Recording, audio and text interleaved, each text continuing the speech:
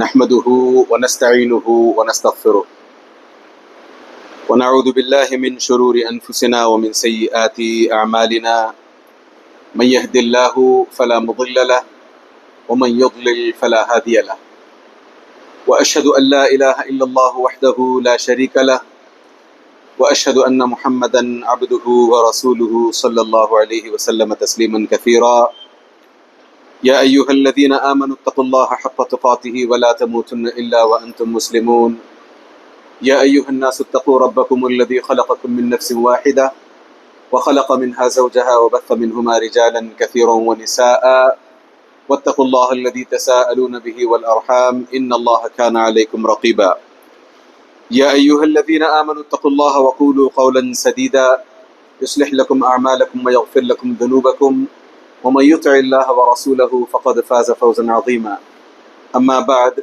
فإن خير الكلام كلام الله وخير الهدي هدي محمد صلى الله عليه وسلم وشر الأمور محدثاتها وكل محدثة بدعة وكل بدعة ضلالة وكل ضلالة في النار. برادران اسلام، خصوصاً نوجوانان ملت اور امت مسلمہ کی پردہ نشین ماں و بہنوں،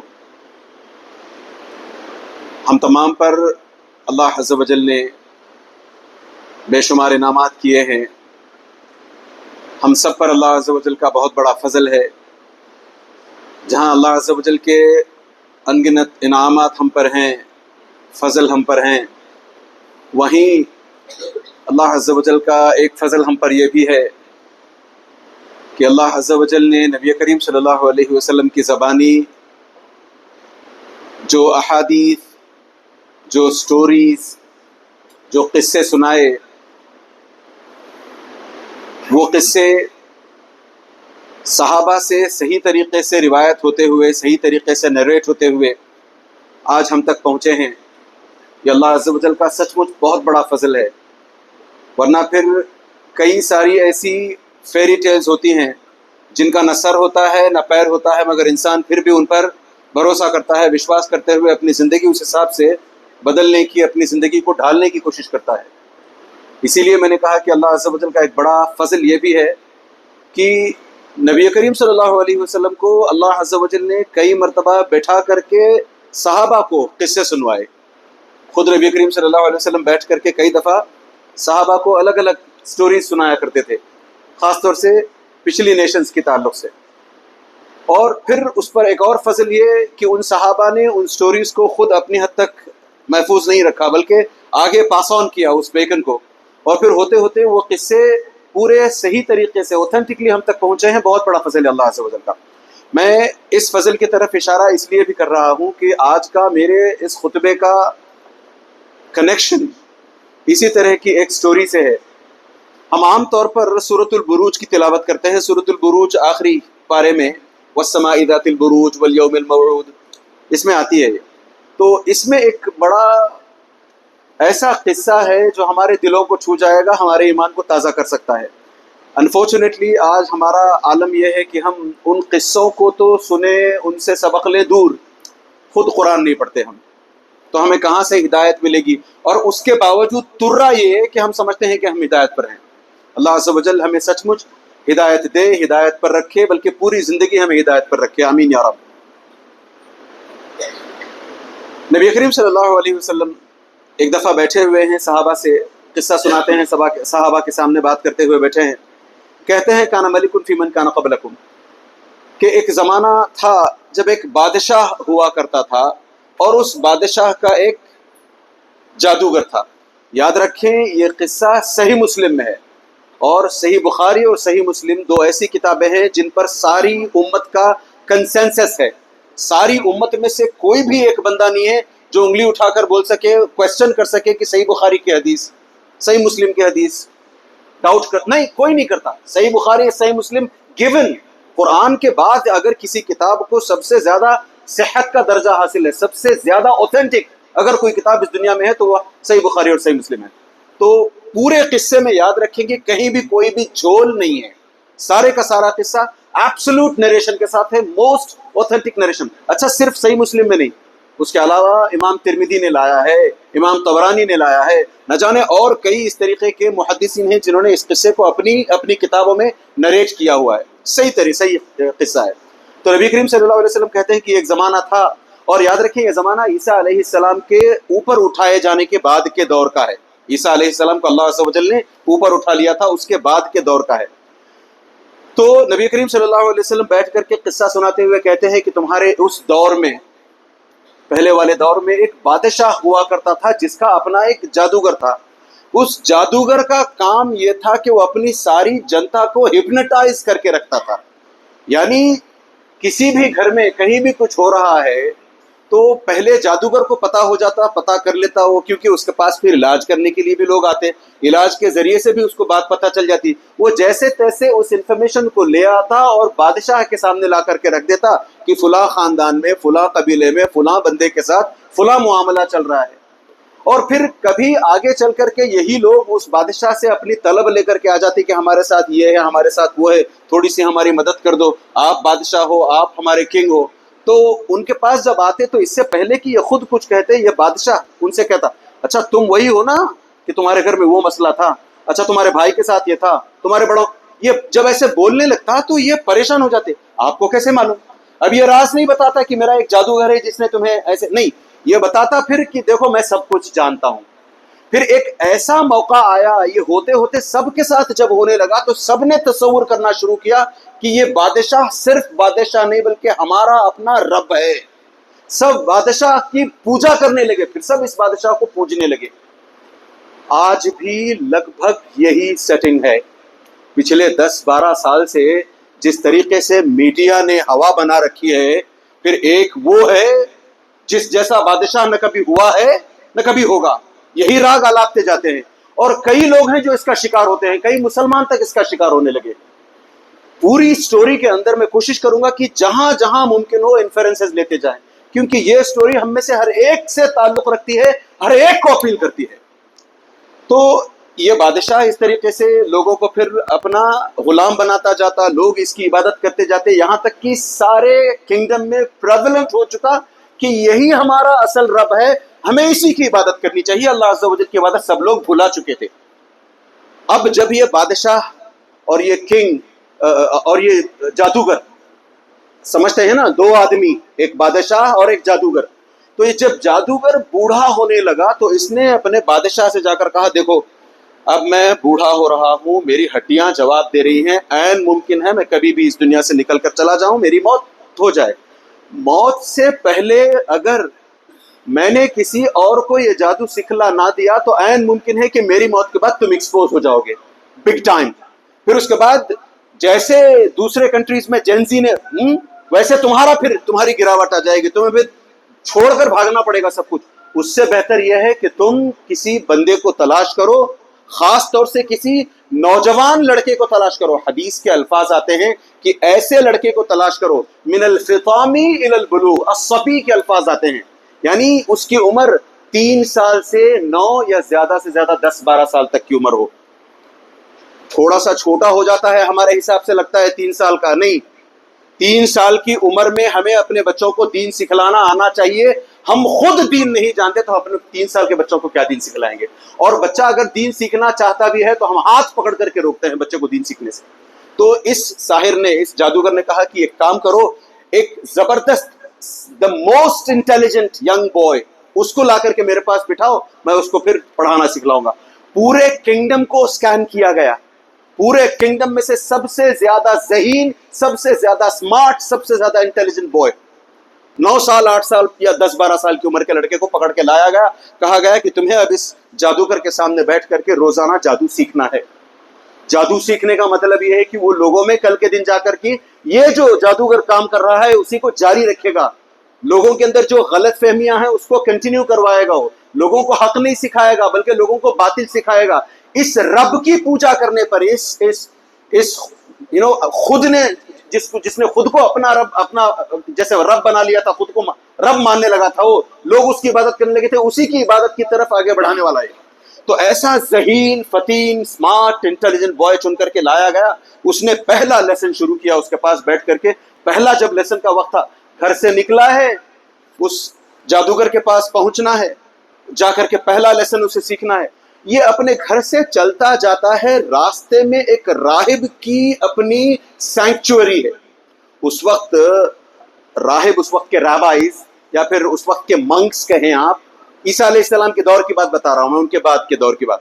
تو اس وقت ہوا یہ کرتا تھا کہ چونکہ وہاں کے جو نیک لوگ ہیں، ان کے جہاں جہاں نیک لوگ ہوا کرتے تھے، جو عیسیٰ علیہ السلام کو رب نہیں مانتے تھے، سن آف گاڈ نہیں مانتے تھے، بلکہ اللہ عز و جل کا ایک بندہ مانتے تھے، اور یہ بھی مانتے تھے کہ عیسیٰ علیہ السلام صلیب پر نہیں چڑھے ہیں، ایسے لوگوں کو شہر بدر کیا جاتا تھا، وہاں سے جلا وطن کر دیا جاتا تھا، تڑی پار کر دیا جاتا تھا. وہ جا کر کے دور کہیں جنگلوں بیابانوں میں رہتے اور وہاں اپنی چھوٹی سی سینکچوری بنا لیتے، وہاں عبادتیں کرتے رہتے اپنی جان بچانے کے لیے. خیر، اس پر اور تفصیل ہے مگر میرے پاس وقت نہیں ہے.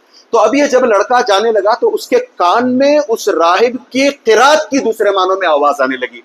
میں بات سمجھ میں آئے اس لیے قرات کا لفظ استعمال کر رہا ہوں. مان کر چلے کہ وہ ایسا کچھ کلام پڑھ رہا تھا، یقیناً وہ اللہ عز و جل کا کلام پڑھ رہا تھا، اس وقت کا کلام، تورات انجیل کا کلام پڑھ رہا تھا، وہ سامس کا کلام پڑھ رہا تھا وہ، مگر کچھ ایسے طریقے سے پڑھ رہا تھا کہ یہ جو لڑکا یہاں سے وہاں جا رہا ہے جادوگر سے ملاقات کرنے کے لیے، راستے میں رک جاتا ہے اس آواز کو سن کر کے، پھر اس آواز کی طرف ڈرون ہوتا ہے، چلا جاتا ہے، کھینچا چلا جاتا ہے آٹومیٹکلی، اور پھر راہب کے پاس پہنچتا ہے، بیٹھ جاتا ہے اس کے پاس، کہتا ہے یہ تم اتنا خوبصورت کلام کیا پڑھ رہے ہو تم، یہ ایسا کلام. تو وہ راہب اسے بتلاتا ہے کہ دیکھو دراصل میں نا ماجرا یہ ہے کہ یہ اللہ عز و جل کا کلام ہے، یہ رب کا کلام ہے. تو ایک سیکنڈ کے لیے وہ لڑکا کنفیوز ہو جاتا ہے، رب کا کلام، آپ کا مطلب یہ جو بادشاہ ہے جو اپنے آپ کو رب، یہ نہیں اس کا نہیں، اس کا رب، تیرا رب، میرا رب، رب العالمین کا کلام ہے. اچھا اتنا زبردست کلام، تھوڑا مجھے بھی سکھلاؤ، میں کچھ دیر بیٹھ جاتا ہوں آپ کے پاس. وہ تھوڑا سا لیسن، پہلا لیسن اس کے پاس لیا اس نے. یہاں پھر سے ایک انفرنس، ہمارے اپنے بچے بھی چھوٹی عمر میں دین کا کام، دین کا کلام سیکھنا چاہتے ہیں، دین کی باتیں سیکھنا چاہتے ہیں.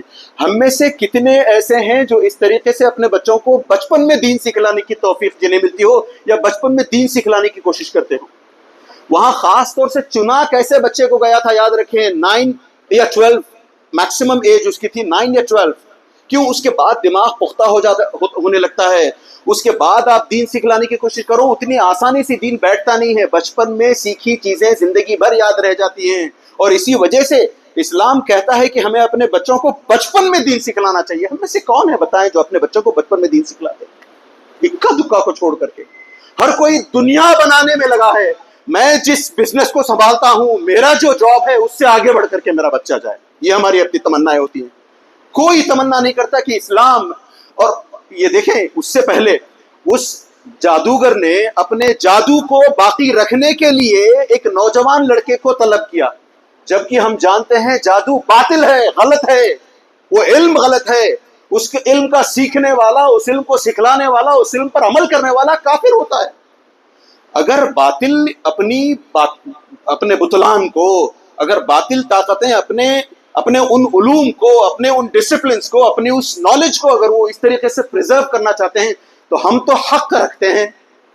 ہمیں کتنا پاس نہیں ہونا چاہیے اپنے دین کو، اپنے دین کے حق کے علوم کو بچائے رکھنے کا.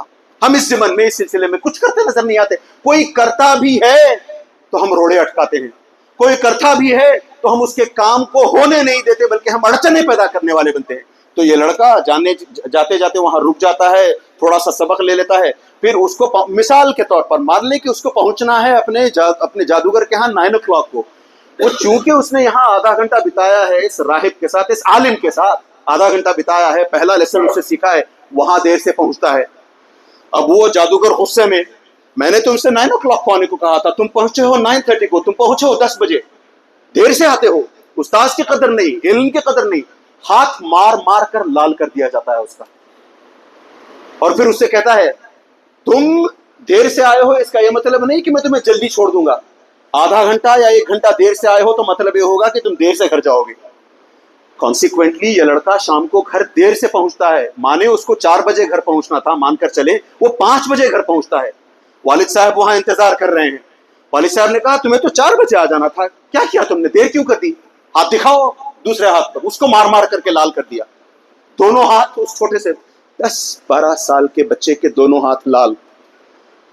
اس بچے سے پوچھیں جس کے اس طریقے سے ہاتھ لال ہوئے ہو کبھی، یا ہم یاد کریں اگر ہمارے ساتھ ایسا کچھ ہوا ہے. ارے یاد کرنا چھوڑیں، آج کی تاریخ میں اگر ہمارے ہاتھ دونوں کو ہی مال کر لال کر دے دوبارہ ہم کیا کریں گے؟ یہ لڑکا دیکھیں دوسرے دن صبح اٹھتا ہے پھر اس راہب کے پاس جاتا ہے. کیا کیا ہوگا اس راہب نے بس ایک دن میں؟ اسی وجہ سے اللہ عز و جل کہتے ہیں، نبی کریم صلی اللہ علیہ وسلم کہتے ہیں نا، کل مولود یولد علی الفطرہ. یہ فطرت ہے، فطرت اسلام ہے. اس کو صحیح طریقے سے آپ کنیکٹ کریں گے تو چنگاری بھڑکے گی، اور وہ چنگاری جب دل میں بھڑکتی ہے تو پھر وہ جوالا بخی بن سکتا ہے.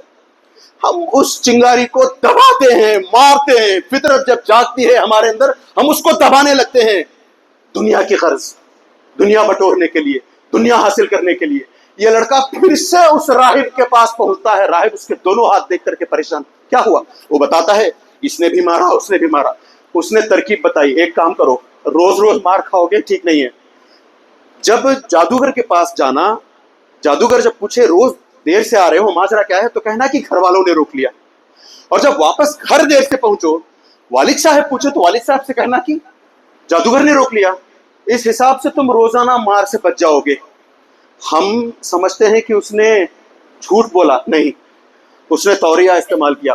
کسی اور دن انشاءاللہ تعالیٰ توریہ کس کو کہتے ہیں اس پر بات کریں گے، کسی اور دن. میرے پاس وقت نہیں ہے، مجھے ویسے بھی اگلے 20 منٹ کے اندر ختم کرنا ہے، جبکہ عام طور پر آپ کا خطبہ 1 بجے کے آس پاس ہوتا ہے. میں نے اسپیشل پرمیشن لی ہے کہ آج کا خطبہ تھوڑا سا زیادہ چلے گا، کیونکہ بہت سارے انفرنسز ہیں. 2 خطبے چاہیے اصل میں اس چیز کو بیان کرنے کے لیے. تو وہ بندہ پہنچتا ہے راہب کے پاس. راہب اس کو ایک تجویز دیتا ہے. میں بتا رہا تھا اس نے جھوٹ نہیں بولا، توریہ استعمال کیا. ارے اس نے سچ بولا تھا. اسے جادوگر کے پاس جب وہ پہنچتا ہے کہتا ہے کہ مجھے گھر والوں نے روکا تھا. تو اس کا اصل گھر والا تو وہی ہے جس نے اسے دین کا علم سکھلانا ہے. یہ گھر والے تو پھر اس کے اس دنیا کے گھر والے ہوئے. اس کا اصل گھر والا تو اہل توحید والا ہے نا. تو وہ اس کا اچھا اصل گھر والا ہوا. تو جیسے تیسے کر کے وہ پھر پہنچتا ہے. روز اس طریقے سے یہاں جاتا ہے، علم سیکھتا ہے جادوگری کا، اور پھر اس سے پہلے وہاں جاتے ہوئے اس راہب کے پاس جا کر کے دین کا علم سیکھتا ہے. ایک سیکنڈ کے لیے رک جائیں. ہمارے اپنے چھوٹے لڑکوں کو، نوجوان بچوں کو، کالج گوئنگ اسٹوڈنٹس کو ہم کالج بھیجتے ہیں. روز کالج میں یہ نوجوان لڑکے جا کر کے ایل فائل سیکھ کر کے آتے ہیں. ایک بڑا سا بینگ ہوا and the world came into being on its own. ہم پہلے چمپنزیز تھے، بندر تھے ہم پہلے. اس طریقے سے نہ جانے کتنی خرافات روز on a daily basis. There is nothing called God. The world came into being on its own. خود سے دنیا وجود میں آ گئی. ایسے نہ جانے کتنی خرافاتی باتیں روز سیکھ کر کے آتے ہیں. ارے اس بچے کے تو کیس میں کم سے کم یہ تھا کہ یہ روز جہاں باطل سیکھ رہا ہے وہیں ایکویولنٹ دین سیکھ رہا تھا. ہمارے اپنے نوجوانوں کے پاس دین کا موقع کہاں ہے؟ روز کالج جاتے ہیں، غلط سیکھ کر کے آتے ہیں. اس کا کہیں اور کچھ تو ہو اس کو بیلنس کرنے کے لیے، کہیں تو دین سیکھیں. کون سکھلاتا ہے دین کو آج؟ نہ ماں باپ سکھلاتے ہیں، خود کنگال ہیں ہم. تو ہم اپنے بچوں کو کہاں دین سکھلائیں گے؟ اور ہم کان مروڑ کر کے بچوں کو اپنے دنیا میں ڈھکیلتے ہیں. کوئی دین میں جانا بھی چاہتا ہے، کہتے ہیں باولا ہو گیا ہے، دین سیکھے گا، ہاں دین پر چلے گا، اپنی دنیا ڈبو دے گا، دنیا میں خلاص ہو کر کے غریب ہو کر کے. ارے بھائی یہ سمجھنے کی کیوں نہیں کوشش کرتے ہم کہ ہماری دنیا اٹرنل لائف نہیں ہے.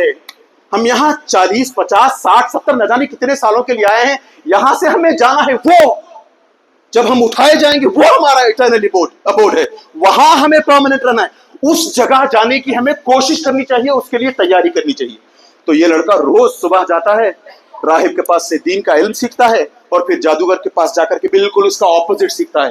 ایک سیکنڈ کے لیے اندازہ کریں اس نوجوان لڑکے کی. یہ جو چھوٹا بچہ بیٹھا ہے 8 سال 10 سال، اس کے سامنے آپ ایک طرف سے حق ڈالو، دوسری طرف سے باطل ڈالو، ایک طرف سے رائٹ ڈالو، دوسری طرف سے رانگ ڈالو اس کے دماغ میں. ایک سیکنڈ کے لیے سوچو کہ اس کے دماغ کا بھاجی کیسا بنتی ہوگی. اس کے دماغ کی کنڈیشن کیا ہوگی. ایک طرف آپ کہتے ہو ایسا ہے، دوسری طرف کہتے ہو نہیں اس کا اپوزٹ ہے. ایک طرف کہتے ہو یہ صحیح ہے، دوسری طرف کہتے ہو نہیں وہ صحیح ہے. اس کے چھوٹے سے دماغ پر کتنا پریشر آتا ہوگا. تو اس نوجوان پر بھی کتنا، اس چھوٹے سے لڑکے پر کتنا پریشر آیا ہوگا کہ ایک طرف وہ راہب کے پاس جاتا ہے، علم حق کا علم دین سیکھتا ہے، اور راہب کے پاس جا کر کے، وہ جادوگر کے پاس جا کر کے باطل سیکھتا ہے. اس کا کنفیوژن سمجھنے کی کوشش کرے. تو ایک موقع آیا بھی اس کو اور کنفیوز کرنے کے لیے، ایک موقع آیا بھی. اس نے بہت علم یہاں بھی سیکھ لیا تھا، بہت علم وہاں بھی سیکھ لیا تھا. ایونچولی جب وہ اگلے دن نکل کر چلا ہے تو راستے میں دیکھتا ہے کہ لوگ جس طریقے سے عام طور پر جاتے ہیں، جانے کے بجائے لوگ رکے ہوئے، کہیں جا نہیں رہے، سامنے رک گئے ہیں، بس सब का सब, सारे का सारा हुजूम एक जगह रुका हुआ है। उसने जाकर के पता किया माजरा क्या है, रुके क्यों हो, आगे क्यों नहीं जाते। हदीस के अल्फाज में दाब्बा का लफ्ज आता है कि वहां एक बहुत बड़ा जानवर था। दूसरे अल्फाज में आता है कि वहां एक बहुत बड़ा अजदहा, सांप, बहुत बड़ा पाइथन था वहां पर। तो उस पाइथन के रास्ता ब्लॉक करके रहने की वजह से, या शेर के रास्ता ब्लॉक करके रहने की वजह से लोग जा नहीं पा रहे थे।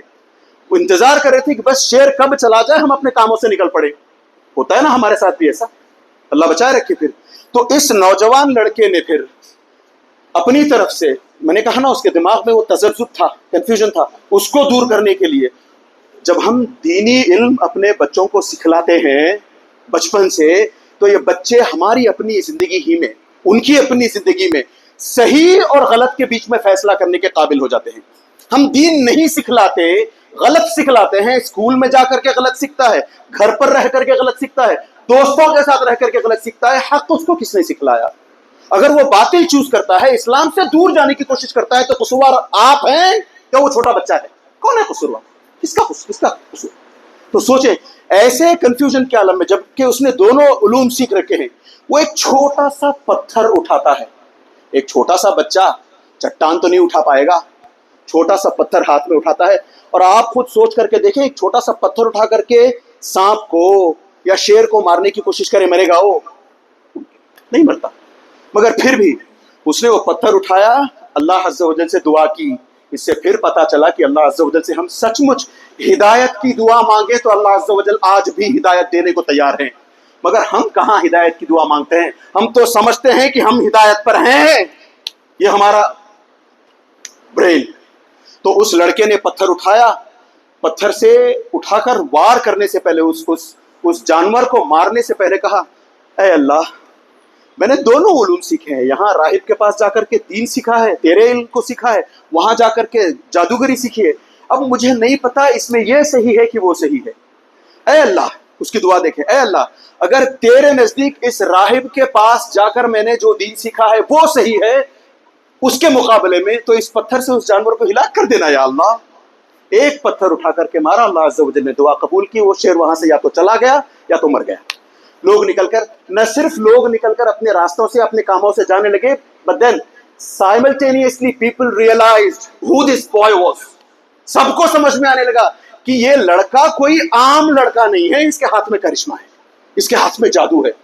और ये फिर पूरे टाउन में, पूरे किंगडम में फेमस होने लगा। लोग इसके पास आते अपनी मुरादें लेकर के, लोग इसके पास आते अपने मसले लेकर के, अपने प्रॉब्लम्स लेकर के। सबके सामने दावत तबलीग यही करता हूं।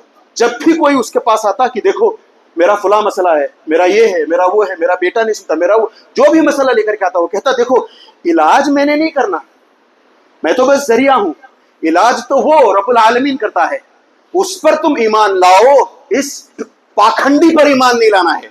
ये जो अपने आप को रब मानता है, तुम्हारी पूजा ये करवाता है, इसको रब नहीं मानना है। उसका, मेरा, आपका, सबका रब रब्बुल आलमीन, उसको रब मानो, मैं इलाज कर देता हूं तुम्हारा। तो फौरन वो जो भी, लोगों को क्या है, मसले से छुटकारा चाहिए, तो लोग आते उस रब पर ईमान ले आते, सच्चा ईमान ले आते, और ये पढ़कर फूंकता जो भी करता इलाज हो जाता। तो इस तरीके से लोगों में ये फिर फेमस होने लगा, पॉपुलर होने लगा कि इतना जबरदस्त इसका इलाज है। एक दिन ऐसा हुआ कि इस बादशाह के अपने कुछ मिनिस्टर्स थे। उन मिनिस्टर्स में से, सच है ये, याद रखिएगा, कहीं कोई झोल नहीं है, रिपीट कर दूं मैं, फेरी टेल नहीं है जो किसी और मस्जिद में इस तरीके से बेसरो पैर के किस्से बताए जाते हैं। नहीं, आप मुझे मिले, अगर आपको डाउट है तो मैं सही मुस्लिम खोल करके दिखलाता हूं ये। तो इस मिनिस्टर, मैंने कहा कि उसके मिनिस्टर्स थे उस बादशाह के, उस वन ऑफ द मिनिस्टर्स, उसका एक मिनिस्टर ब्लाइंडेड, उसकी आंखें चली गई थी, वो देख नहीं सकता था। उसको भी खबर लगी, अच्छा एक लड़का है जो इस तरीके से सबका इलाज करने लगा है। After all he was a minister. बहुत सारा घूस का पैसा होता है ना मिनिस्टर्स के पास। खूब सारा पैसा लेकर के उस लड़के के पास पहुंचा, ढेर सारा पैसा, तोहफे तहाइफ खूब लेकर के, हीरे जवाहरात लेकर के पहुंचा। कहा ये लो, ये सब का सब तुम्हारा हो सकता है अगर तुम मेरी आंखें लौटा दो। मेरी बीनाई, मैं नहीं देख नहीं सकता, मैं, मेरी लौटा दो आंखें। तो उसने कहा रुक जाओ, मैं इलाज नहीं करता, इलाज तो रब करता है। कौन? ये? नहीं नहीं नहीं, ये नहीं। फिर वही कहा उसने, इसका, तेरा, मेरा, सबका रब। इसको क्या था? इलाज से मतलब था। इसने कहा जो भी हो, तुम जहां भी कहो मुझे, मैं ईमान लाने को तैयार हूं, मेरा बस इलाज कर दो। اس نے کہا اللہ پر ایمان لاؤ، پھر اس کو توحید سکھلائی، وہ سچ مچ اللہ عز و جل کا اس نے اقرار کیا. اور پھر ایک سیکنڈ کے لیے سوچیں، ہم ہوتے تو یہ دولت اینٹ نہ لیتے پہلے. ٹھیک ہے بھائی آ جاؤ، دوسروں کا سب کا تو نیک کام ہی کر رہا ہوں، سب کو تو میں دین ہی سکھلا رہا ہوں، ایک اندر کر لیتے ہیں، کیا جاتا ہے. یہاں دیکھیں اس کی ایمانداری. اس نے کہا نہیں یہ سب مجھے نہیں چاہیے، تم اللہ پر ایمان لے آؤ بس. بہرحال وہ بھی ایمان لے آتا ہے، اس کی بھی آنکھیں ٹھیک ہوتی ہے. جب نیکسٹ ڈے یہ اپنی آفس پہنچتا ہے، پارلیمنٹ پہنچتا ہے، تو کنگ دیکھ کر کے پریشان کہ بھئی تم خود سے چل کر کے آ رہے ہو، آنکھیں آ گئی تمہاری، کس نے تمہاری آنکھیں لوٹائیں؟ اس نے کہا میرے رب نے. وہ پھر سمجھنے لگا کہ اچھا میری بات ہو رہی ہے، میرا اتنا چرچا ہو رہا ہے، میں یہ سب کرنے لگا ہوں، مجھے نہیں پتا. اور اس کو پتا تھا کہ شاید اس لڑکے نے آنکھیں لوٹائی ہیں اور اس لڑکے کا جو علم ہے وہ اس جادوگر کی بدولت ہے. اس نے کہا ہولڈ آن، میں اس کی بات نہیں کر رہا، میں سب کے رب رب العالمین کی بات کر رہا. تم کہاں کے رب ہو؟ تم تو کل کے دن مرنے والے ہو. تو اس نے کہا یہ کہاں سے سیکھا تم نے؟ اس کو ڈیناؤنس کرنا پڑے گا، یہ دین چھوڑنا پڑے گا تمہیں. اس نے کہا نہیں میں نہیں چھوڑتا ہے دین. یہی ہوتا ہے جب ہم دین کی سچائی کو، دین کی حقیقت کو دل کے اندر اتار لیتے ہیں تو پھر چاہے کچھ بھی ہو جائے ہماری اپنی زبان سے احد احد احد نہیں جاتا. مرنے کو تیار ہو جاتے ہیں مگر کفر نہیں کہہ سکتے، کفر کا کلمہ نہیں کہہ سکتے. یہ ایسی حالت ہماری ہو جاتی ہے. ہم میں سے کتنے ایسے ہیں جو اس قسم سے دین کے اتنے قریب ہیں، دین کو اتنے قریب سے جانتے ہیں. اللہ ہمیں توفیق دے ایسی. تو اس وزیر کے ساتھ بھی، اس منسٹر کے ساتھ بھی یہی ہوا. اس نے کہا جو کرنا ہے کر لو، میں اپنے اس دین کو چھوڑنے والا نہیں ہوں، میں تمہیں رب ماننے والا نہیں ہوں. تو اس نے کہا تمہیں کس نے سکھلایا یہ؟ سورس بتاؤ مجھے. نہیں بتایا اس نے. خوب پیٹا اس کو، خوب مارا. ایونچولی مجبوراً اس نے کہا وہ جو لڑکا ہے اس نے سکھلایا مجھے. کھینچ کر لاؤ، پکڑ کر لڑکے کو. پکڑ کر لڑکے کو لایا گیا. اچھا ایک چیز میں پیچھے بتانا بھول گیا تھا، وہ بتاؤں. جب اس لڑکے نے اس جانور کو اس چھوٹے سے پتھر سے مارا نا، مارنے کے بعد وہ نریٹ کرنے کے لیے، وہ سٹوری بتانے کے لیے اپنے اس راہب کے پاس گیا تھا. کہا اس نے کہ ایسے پتھر لے کر کے میں نے راستے میں جو جانور بیٹھا ہوا تھا بس ایک پتھر سے مار دیا. اللہ عز و جل کا فضل ہے کہ وہ پتھر کام کر گیا اور لوگوں کا راستہ کھل گیا. تو اس وقت راہب نے کہا تھا اسے اب تم مجھ سے بڑے عالم بن چکے ہو، تم نے اتنا علم سیکھ لیا ہے، تمہارا ایمان اتنا پختہ ہو گیا ہے، تمہارا اعتقاد اتنا مضبوط ہے اب کہ اب تمہیں میری ضرورت نہیں ہے. ہاں یاد رکھو تمہیں آزمایا ضرور جائے گا. جتنا زیادہ دین میں انسان دھنستا ہے، جتنا زیادہ دین پر بنے رہنے کی انسان کوشش کرتا ہے، اتنی ہی اس کی آزمائشیں ہوتی ہیں.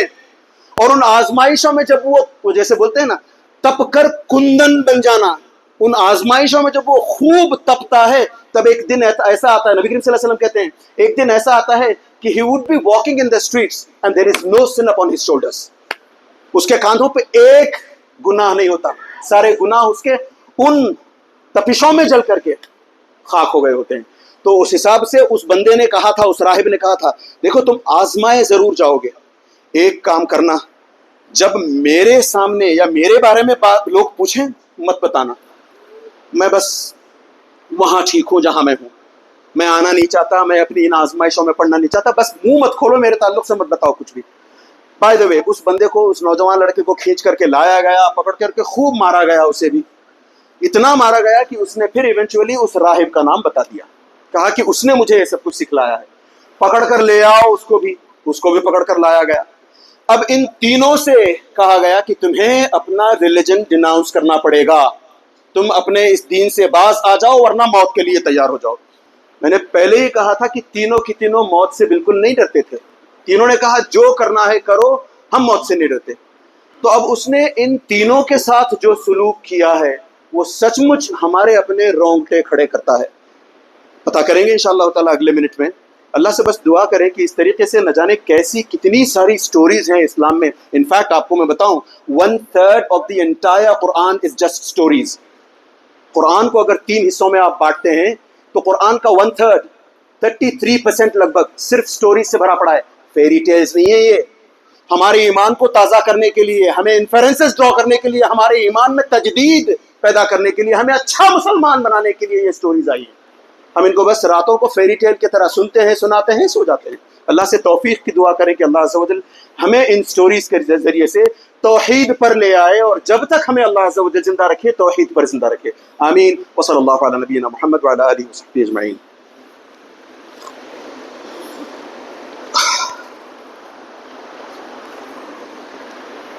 الحمد للہ وحدہ والصلاة والسلام علی من لا نبی بعدہ. تینوں کو جب لایا گیا سب سے پہلے اس منسٹر سے کہا گیا کہ تمہیں اپنا دین چھوڑنا پڑے گا. اس نے کہا نہیں میں نہیں چھوڑتا. تو پھر کہا گیا کہ دیکھو تمہارا جسم یہاں سے بیچ سے چیر دیا جائے گا اگر تم. یہی وجہ ہے نبی کریم صلی اللہ علیہ وسلم پر وہ آیت نازل ہوئی ہے ام حسبتم ان تدخلوا الجنۃ ولما یأتکم مثل الذین خلوا من قبلکم. ارے ایک مرتبہ کا واقعہ بھی ہے. خباب ابن ارت رضی اللہ عنہ ایک مرتبہ ایسے بیٹھے ہوئے ہیں کعبے کے پاس. نبی کریم صلی اللہ علیہ وسلم سے جیسے ہی نبی کریم صلی اللہ علیہ وسلم کو دیکھتے ہیں کہتے ہیں Why don't you pray for us, O Prophet صلی اللہ علیہ وسلم. آپ ہمارے لیے دعا کیوں نہیں کرتے؟ ہم کتنی مشکلوں میں ہیں, کتنا ظلم ہم پر ہوا کرتا ہے. تب نبی کریم صلی اللہ علیہ وسلم کہتے ہیں جو مصیبتیں تم پر آئی ہیں نا وہ ایک فریکشن بھی نہیں ہے ان مصیبتوں کا جو تم سے پہلے قوموں پر آئی ہیں. اس بندے کو سچ مچ بیچ سے کاٹ دیا گیا but he did not have a choice. یہاں ایک پتے کی بات بتلاتا ہوں. ہم مسلمانوں کو خاص طور سے شریعت اسلامیہ نبی کریم صلی اللہ علیہ وسلم پر جو شریعت نازل ہوئی ہے اس میں اجازت ہے کہ اگر کوئی گن پوائنٹ پر ہمیں کہے کفر کرو کر سکتے ہیں ہم. قرآن خود کہتا ہے من کفر باللہ من بعد ایمانہ الا من اکرہ وقلبہ مطمئن بالایمان. دل میں اگر ایمان ہو, سامنے سے اگر کوئی جبر کر رہا ہو, زبردستی کر رہا ہو, تو اپنی جان بچانے کے لیے چاہیں, یاد رکھیں چاہیں تو ہم کفر کا کلمہ کہہ سکتے ہیں. پھر وہاں سے جائیں جا کے. بلکہ نبی کریم صلی اللہ علیہ وسلم نے کہا ایسا موقع, جس صحابی سے کہا ایسا موقع دوبارہ ہے تو پھر کہو کفر کے کلمات, no problem as long as you have heart and the heart is filled with ایمان. تو اس حساب سے, مگر یہ ان کو نہیں تھی, پرانی قوموں کو یہ سہولت نہیں تھی, یہ کنسیشن نہیں تھا, انہیں بس مرنا ہی تھا. تو اس حساب سے یا تو اگر ریناؤنس کرتے اپنے دین کو چھوڑ دیتے وہ تو غیر مسلم بن کر زندہ رہتے, اور غیر مسلم بن کر زندہ رہنا ایک سیکنڈ کے لیے ناممکن. تو اس حساب سے اس کو بیچ سے آری چلوائی گئی, بیچ سے کاٹ دیا گیا اس کو, مگر اس نے اپنا کلمہ نہیں چھوڑا, اپنے دین کو نہیں چھوڑا. پھر اس کے بعد اس راہب کا بھی اس لڑکے کے آنکھوں کے سامنے وہی حشر کیا گیا. اس کو بھی کہا گیا اپنا کلمہ بدل دو, اپنا دین چھوڑ دو. اس نے کہا نہیں کچھ نہیں, میں نہیں چھوڑنا. تو پھر اس کو بھی بیچ سے کاٹ دیا گیا, یہاں سے کاٹ دیا گیا اس کو بیچ سے, اس کے جسم کے 2 ٹکڑے کر دیے گئے. اس کے باوجود اس نے دین نہیں چھوڑا, وہ ویسے ہی مر گیا, ایسے ہی انتقال کر گیا. اصل میں میرے پاس پھر وقت نہیں, ورنہ شہید کے تعلق سے جو فضیلت آتی ہے وہ پھر بتاتا میں. واللہ شہید کے تعلق سے اگر ہم فضیلت جو آتی ہے وہ جان لیں, ہم میں سے ہر ایک کے دل میں پھر کسک پیدا ہو کہ کاش میں بھی شہید مروں. ویسے ریوارڈز ہیں, چھوٹا سا اس کا نمونہ پیش کروں. ہمیں بچائے رکھے اللہ عز و جل, ہماری حفاظت فرمائے اللہ عز و جل, عافیت میں رکھے ہمیں اللہ عز و جل. مگر شہید کے ساتھ جو ہوتا ہے وہ دیکھیں, یہاں اس کے گردن پر تلوار چلی ہے, پہلا قطرہ اس کا زمین پر پڑنے سے پہلے اس کی روح جنت پہنچ جاتی ہے. نو حساب نو کتاب. تو اندازہ کریں شہید کا اتنا بڑا درجہ کیوں ہے. اور یہی وجہ ہے کہ یہ شہید کہتا ہے جب اللہ عز و جل پوچھتے ہیں کہو کوئی تمنا ہے, کہو کوئی خواہش ہے, I'd like to come back into this world again so that I die in your cause again. میں وہ ایکسپیرینس کرنا چاہتا ہوں پھر سے کہ آنکھ بند کیا جنت پہ پہنچ گیا. کتنا بڑا رتبہ شہید کا. اور ہم بھاگتے. میں اشتعال میں نہیں لا رہا آپ کو, اس کا یہ مطلب نہیں ہے کہ ہم الٹے سیدھی نہیں, اگر کچھ کر سکتے ہیں ہم تو بس دین پر جمے رہیں, صحیح سچے اچھے نیک پکے مسلمان بنے. بس ایسا مسلمان جو اپنے اخلاق سے لوگوں کو متاثر کرے, وہ نہیں جو اپنے اخلاق سے لوگوں کو دور کرے, نہیں وہ نہیں. تو ان دونوں کو مار دیا گیا. پھر ایونچولی اس بندے کو بھی اس نوجوان لڑکے کو بھی کاٹنے کی تیاری ہونے لگی. منسٹرز نے کہا واٹ آر یو ڈوئنگ, کیا کر رہے ہو. وہ ہم ہندی میں بولتے ہیں نا, ایسے مارو گے اس کو تو یہ امر بن جائے گا, سارے لوگ تمہارے پیچھے پڑیں گے, یہ تو پھر اس کے پھر اسٹیچوز بنائیں گے, نہ جانے اس کی کتنی پوجا ہوگی. سب سے اس کو ایسے مت مارو, اس کو کوئی اسٹریٹجی سے مارو, اسکیم کر کے مارو اس کو. اچھا ویسے بھی وہ جو راجے ہوتے ہیں ان کی عقل نہیں ہوتی, وہ A+B کا الگ ہی فارمولا بتاتے ہیں وہ. خیر, تو اس بندے کے ساتھ بھی یہی ہوا. اس نے کہا نہیں رک جاؤ, مارو نہیں اس کو. تو اس کو کہا گیا کہ ٹھیک ہے اس کو ایسے نہیں ماریں گے, ایک کام کرو, میرے اپنے لوگوں کو آرمی مین جو ہوتے ہیں ان کو بلایا گیا. کہا گیا اس بندے کو, اس نوجوان لڑکے کو پہاڑ کے بالکل اوپر کلف پر لے جاؤ, وہاں ایک بار اس سے سوال کرنا بس کہ اگر تم اپنے دین سے پھرتے ہو چلو واپس لے چلتے ہیں, اگر یہ نہیں مانتا پیچھے سے دھکا دے دو, کلف سے خود بخود گر کے مر جائے گا. اور ہم کہیں گے کہ ایکسیڈنٹل ڈیتھ ہے, پھر کوئی ڈاؤٹ بھی نہیں کرے گا, سانپ بھی مر جائے گا, لاٹھی بھی نہیں ٹوٹے گی. تو یہ لے کر کے اس کو پہنچتے ہیں. اللہ کے ساتھ اعتقاد اچھا ہو, ہم گناہ پر نہ ہوں, ہم نیکیوں پر ہوں, ہم دین کے کام میں لگے رہیں, اللہ عز و جل یقیناً ہماری مدد کرتے ہیں. جب یہ بندے, اتنے سارے لوگ اس بندے کو لے کر کے جانے لگے, اس نوجوان لڑکے کو ایک دم کلف پر پہنچاتے ہیں, وہاں پھر وہی سوال ہوتا ہے اس سے. اس سوال کے جواب میں بس اللہ عز و جل سے دعا کرتا ہے, اللہم اکفنیہم بما شئت, اللہ عز و جل آپ ان کا کام تمام کر دو, جیسے آپ چاہو ویسے ان کا کام تمام کر دو. صحیح حدیث کے الفاظ ہیں. پھر سے یہ نتیجہ یہ ہوا کہ وہ وہاں سے لڑکھڑا کر گر کے مر گئے, یہ سلامتی کے ساتھ چل کر کے واپس آیا ہے. اللہ عز و جل کا کرشمہ. ہم اگر اس طرح کی ڈیفیکلٹیز میں ہوتے ہیں, اگر ہم اللہ کے پسندیدہ بندے ہیں, تو اللہ عز و جل ہماری ایسی مدد کریں گے. But the question, the $1 million question is, کیا ہم وہ اللہ عز و جل کے پسندیدہ بندے ہیں؟ کیا اللہ عز و جل ہم پر اپنا پیسہ لگانا جسے ہم بولتے ہیں پسند کریں گے؟ کہاں سے؟ ہمیں وہ بننا ہوگا. مہدی علیہ السلام آ کے ریکروٹ کریں گے ہمیں, آپ کی داڑھی اتنی لمبی ہے, آپ کی اتنی حانت نہیں. وہ اللہ ریکروٹ کرتے ہیں مہدی علیہ السلام کے لیے, جو طائفہ منصورہ ہوتا ہے جو مدد کرے گا ان کی, اللہ ریکروٹ کریں گے. اور اللہ کی ریکروٹمنٹ کے لیے ہمیں نیک بننا ہے, اندر سے نیک بننا ہے. بہرحال وہ لڑکا واپس آتا ہے, بادشاہ پریشان, ایسے کیسے؟ میں نے اتنے لوگوں کو تمہارے ساتھ بھیجا, تم نے ان کا کیا کیا؟ اس نے کہا کفانیہم اللہ, اللہ عز و جل نے اللہ, ہم بولتے ہیں نا میرے لیے اللہ عز و جل کافی ہے, یہ ڈیمونسٹریشن تھا, ٹرو ڈیمونسٹریشن. اس نے یہی کہا, بس اللہ عز و جل میرے لیے کافی ہو گیا. اللہ عز و جل چپ کیا روتے ہیں؟ اچھا تم ایسے نہیں مانتے, ایک کام کرو, اس بندے کو اب سمندر کے بیچ میں لے جاؤ, وہاں لے جا کر کے اس کو پھینکو, پھر لاسٹ ٹائم پوچھنا اس سے, اگر اپنا ریلیجن ریناؤنس کرے چھوڑ دینا اسے, ورنہ اس کی بوٹ کو کیپسائز کر کے نکل کے آ جاؤ, مر جائے گا یہ ڈوب کر کے. لے کر گئے, پھر وہی ہوا, یہ مر گئے, یہ واپس آ گیا. شارٹ کر رہا ہوں میں اسٹوری کو, بہت شارٹ میں بتا رہا ہوں. پھر سے واپس آ گیا. یہ بادشاہ پریشان, how on earth can I کل یو, میں کیسے تمہارا خاتمہ کروں, میں الگ الگ ترکیبیں کر رہا ہوں, تم مرتے نہیں ہو. اس نے کہا میرے پاس ایک ترکیب ہے, یہاں سے آپ کے میں 5 منٹ اور لوں, برا مت مانیے گا. یہ ہے, this is the take away for the story, the entire story کا یہ یہاں پہ ہے. تو اس بندے نے پلٹ کر کہا, نوجوان لڑکے نے, میرے پاس ایک ترکیب ہے, اگر میں جیسے کہتا ہوں تم ویسے کرو, ڈیفینیٹلی تم مجھے مار سکتے ہو. کیسے؟ ایک کام کرو, on that day, a few days from now, چند دنوں کے بعد, سب لوگوں میں اعلان کرو کہ ساری کی ساری جنتا ایک بڑے سے میدان میں آ جائے, سب تماشا دیکھنے کے لیے میری موت کا. سب کو بلاؤ, سب آ جائیں گے, 4 طرف سے کھڑے ہوں گے. ان سب کے سامنے میرا جو اپنا کھویور ہے, تیر کمان, جو تیر ہوتے ہیں میرے, اس میں سے ایک تیر نکالو, مجھے کسی پیڑ سے باندھ دو, اور پھر دور سے تیر چلاتے ہوئے بس میں کچھ کلمات بولوں گا, وہ کلمات کہنا, کچھ الفاظ کہنا, اس کے بعد مجھے لگا دینا اور تیر میں مر جاؤں گا. کیا ہیں وہ کلمات؟ ٹھیک ہے تم مجھے لوگوں کو تو بلاؤ. لوگوں کو بلا لیا گیا.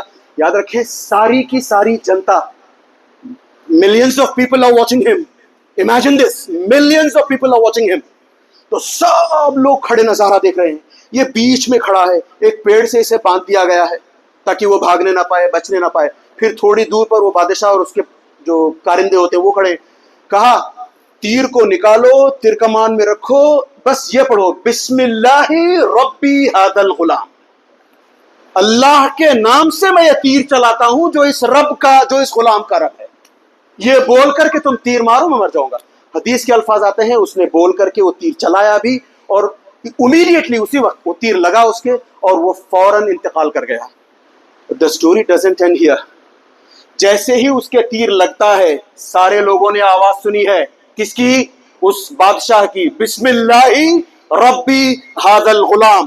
یہ کلمات پڑھ کر جو تیر چلائے تھے اس نے, ساری کی ساری جنتا, آمنا باللہ وحدہ لا شریک لہ, آمنا باللہ وحدہ لا شریک. 1 سیکنڈ کے اندر اپنی جان پر کھیل کر اس لڑکے نے ساری کی ساری جنتا کو مسلمان کر دیا.